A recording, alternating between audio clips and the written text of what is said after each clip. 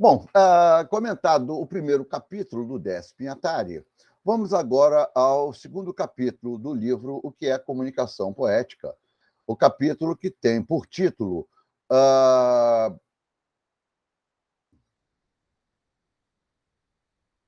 Semiótica Poética, Paradigma e Sintagma. Vamos ver como é que, a partir de uma visão linguística, ou, se preferir, semiótica ou semioticista, né, como é que Décio vai organizar o seu pensamento a respeito do funcionamento da linguagem poética. Aqui, na verdade, ele vai se fundamentar nas pesquisas da linguística, desde Saussure e de semioticistas, como Charles Peirce, como o próprio Jacobson, isso a gente vai ver a seu tempo. Né? Diz o Décio o seguinte, que dois são os processos de associação ou organização das coisas no mundo. Em qualquer ato enunciativo, tá? Em qualquer ato, mais até do que enunciativo, em qualquer ato do mundo, né? Diz a semiótica que existem dois processos de associação ou de organização das coisas. Por contiguidade, e por contiguidade tem como sinônimo proximidade, né? E o outro processo seria por similaridade, que é sinônimo de semelhança. Esses dois processos formam dois eixos. Um é o eixo de seleção por similaridade, funciona por similaridade, chamado de paradigma ou eixo paradigmático. O outro é o eixo de combinação, que funciona por contiguidade, chamado sintagma ou eixo sintagmático. Diz o Décio, quando você vê um certo azul e se lembra dos olhos de uma certa pessoa, está fazendo uma associação por semelhança. Você viu um determinado azul, um azul do céu, por exemplo, tá? A gente pegar um exemplo bem clássico, bem lugar comum, e esse azul do céu lembra do azul dos olhos de um certo alguém que você conheceu. Você está fazendo uma associação por semelhança. Né? O azul do céu é semelhante, é similar ao azul dos olhos dessa pessoa que você evoca.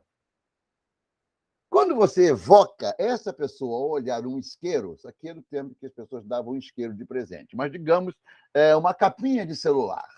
Tá? Quando você evoca essa pessoa ao olhar uma capinha de celular que ela lhe deu de presente, está fazendo uma associação por contiguidade. Uma capinha de celular, não, um celular.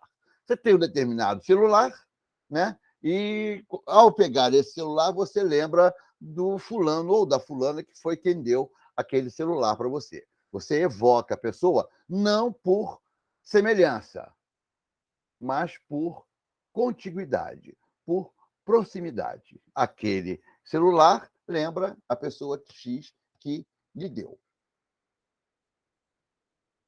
Com os signos, diz o Décio, também é assim.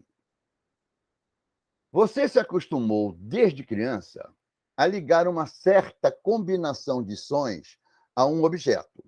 Por exemplo, os sons que compõem a palavra mesa. Depois, na escola primária, iria aprender o código escrito para esse código falado. Temos aí uma associação por contiguidade.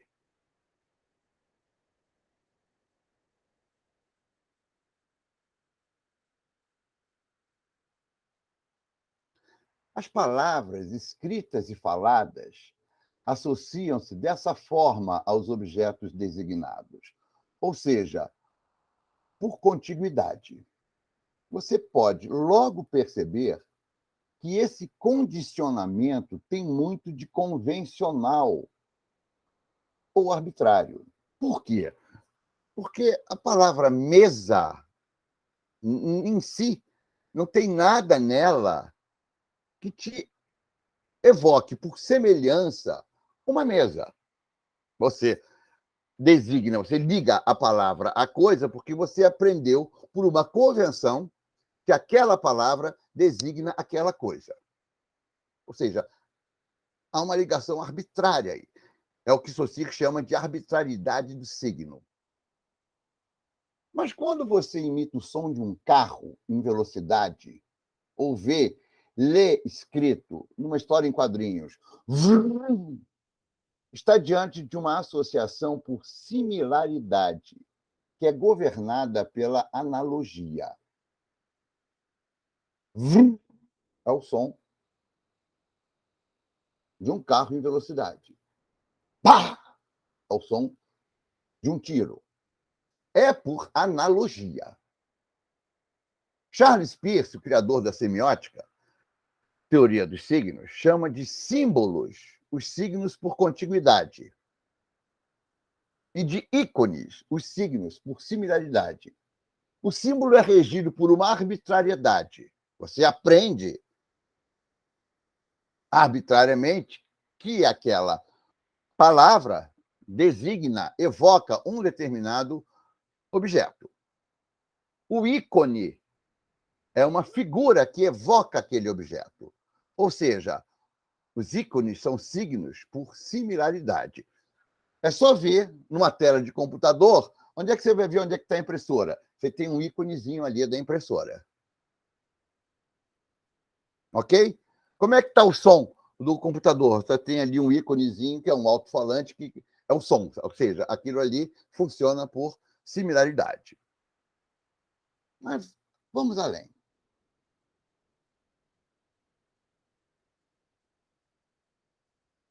Mas as próprias palavras, que são símbolos, se organizam de acordo com os dois eixos,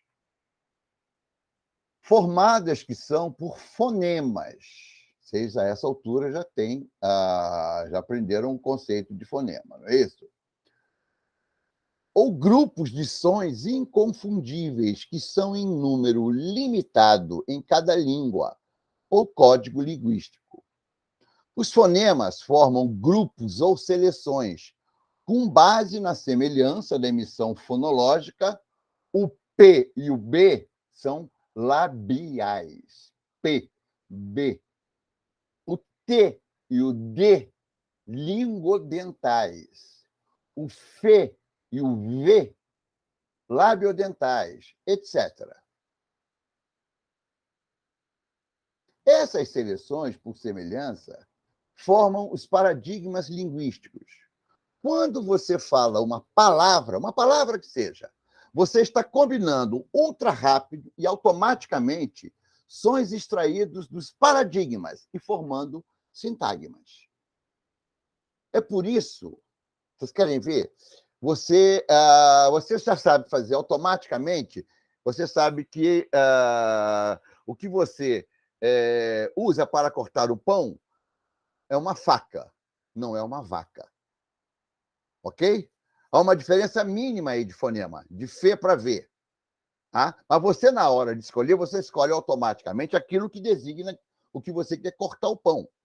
Embora haja uma semelhança entre faca e vaca, os significados são muito diferentes. Você, a depender do que você pretende dizer, eu preciso cortar o pão com uma faca ou com uma vaca? Com uma faca. Tá? Ou seja, esse sintagma que você formou, você foi lá no paradigma, onde estão todos os modelos, e escolhe automaticamente o que lhe serve. Quando você fala uma palavra, você está combinando ultra rápida e automaticamente sons extraídos dos paradigmas e formando sintagmas. É por isso que esse eixo sintagmático também é chamado de combinatório ou de combinação. Enquanto o outro paradigma é chamado eixo de seleção. Sintagma significa reunião. Paradigma significa modelo. Você corta o pão com uma faca, não com uma vaca, não com uma fava. Ok? Tá? Você monta o seu sintagma a partir de uma seleção que você já faz automaticamente na totalidade de signos que você tem ao seu dispor.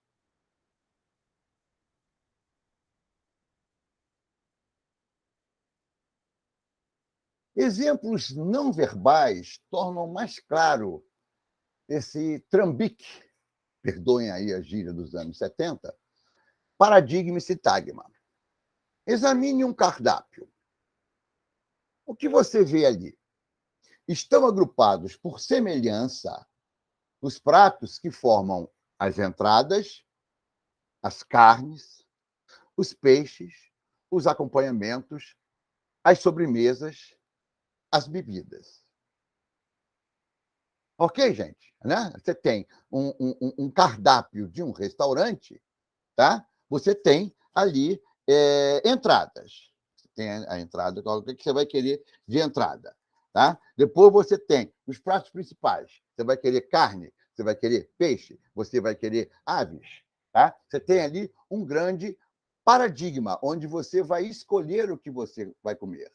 Quando você escolhe uma certa entrada, eu quero de entrada uns mexilhões, tá? Uma carne, não vou de carne. Já que eu pedi mexilhão, eu vou comer um peixe grelhado. Um acompanhamento. Esse peixe grelhado vai ser o quê? Vai ser acompanhado de batatas e brócolis, ok? Uma sobremesa. Um sorvete de creme. E o que você vai beber? Eu vou beber um vinho branco.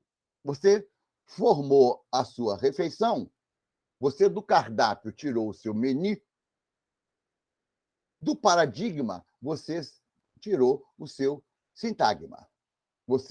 Aquilo que você escolheu para comer, a combinação que você fez dentro daquela seleção de várias possibilidades, essa combinação é o seu sintagma, que é a sua refeição. Como se convocam os jogadores de futebol da seleção nacional? Goleiros, laterais, zagueiros, médios volantes, pontas de lança. Para armar o time, o sintagma, a comissão técnica combina os melhores elementos de cada posição, que são os paradigmas. Como é que se forma uma seleção? Vamos lá. Você tem que chamar 22 jogadores. Na verdade, são 23, porque goleiros são sempre 3, né? Mas, digamos, a gente tem, presumivelmente, 8.000 jogadores de futebol assalariados no Brasil. Né? Para formar a seleção, é de se esperar que a comissão técnica escolha desses 8.000, que é o grande paradigma, os 3 melhores. Quantos laterais tem em atuação no futebol profissional brasileiro? Lateral, a gente sabe, lateral direito e lateral esquerdo. Digamos, tenha 15.000. Vai se escolher os 2 melhores laterais direitos e os 2 melhores laterais esquerdos. Ok. Essa seleção montada dos melhores, e a partir desses 22, você vai escolher 11 que são os que vão entrar em campo, é o sintagma, escolhido no paradigma, que é um modelo da totalidade dos jogadores de futebol profissional no Brasil. Deu uma espiada num guarda-roupa feminino, diz o Décio.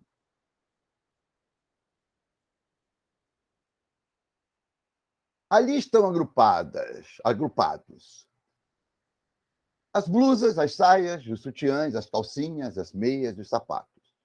Ao escolher e combinar as peças no vestir-se, a moça está montando um sintagma do vestuário. Daí aquela ideia, essa roupa não combina, porque, sei lá, pegou uma blusa cor de abóbora, botou com uma saia verde, não sei. Né? Também você vai montar os seus sintagmas, todo mundo monta os seus sintagmas, a depender daquilo para que se destina. É de se esperar que, se você for ter um encontro romântico com seu namorado ou sua namorada, você não precisa ir para. Você não deve ir com o mesmo sintagma de vestuário que você vá para uma missa ou um culto, né? A não ser que o crush esteja na missa ou no culto, e aí, bom, mas aí já é. Percebem? Quer dizer, você tem toda. Você monta o seu sintagma, você abre o seu guarda-roupa, você tem lá 700 calcinhas. Né? Você, se for para a igreja, você pode botar. Agora, se você for para o encontro mais hot, você vai escolher um outro tipo de calcinha. A blusa, a mesma coisa, etc. Ok? A mesma coisa na fabricação de um carro. A linha de montagem não é senão a linha de combinação sintagmática das diversas peças que formam os paradigmas.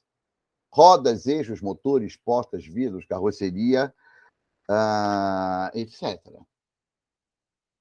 Vamos jogar isso dentro da visualização desses dois eixos, para a gente trazer um pouco para a linguagem, para ver como é que funciona isso com o signo verbal.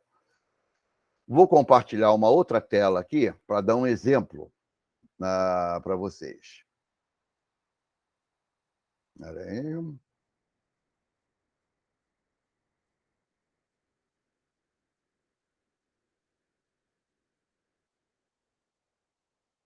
Vou parar essa apresentação. Vou abrir uma outra janela aqui, com exemplo desses dois eixos.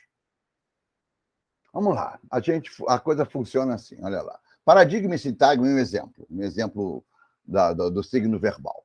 Né? Então, a gente tem, na vertical, o paradigma, né? o eixo paradigmático, né? Que é o eixo de seleção e funciona por similaridade ou por semelhança. Na horizontal, a gente tem um sintagma ou eixo sintagmático, que é o eixo de combinação e que funciona por contiguidade, que nós já vimos é sinônimo de proximidade. Pois bem, você vai formar uma frase, você vai declarar uma frase. O rapaz. Isso aí se dá automaticamente na linguagem cotidiana, ok, gente? Quando você resolve falar sobre o rapaz, você vai lá no paradigma, você poderia usar como similares de rapaz o moço, o homem, o cara, o sujeito, etc. Tá? São todos similares. No paradigma, você escolheu a palavra o rapaz. Ao escolher a palavra o rapaz para formar a sua frase, essa palavra entra para o seu sintagma.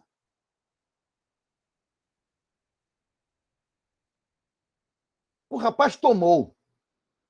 No sentido que você está utilizando o verbo tomou, você teria lá no paradigma bebeu, entornou, ingeriu, engoliu, etc.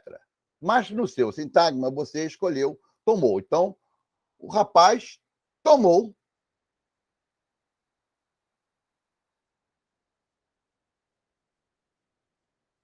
todas.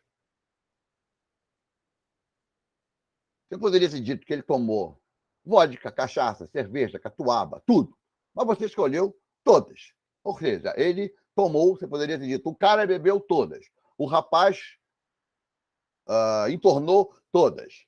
O sujeito engoliu tudo. Tudo isso.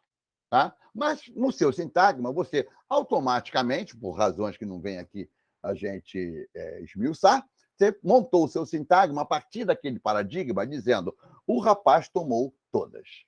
Ou seja, linguisticamente, funciona assim. Eu espero, sinceramente, que tenha ficado claro, tá? Para a gente poder prosseguir. Vamos retomar o Décio.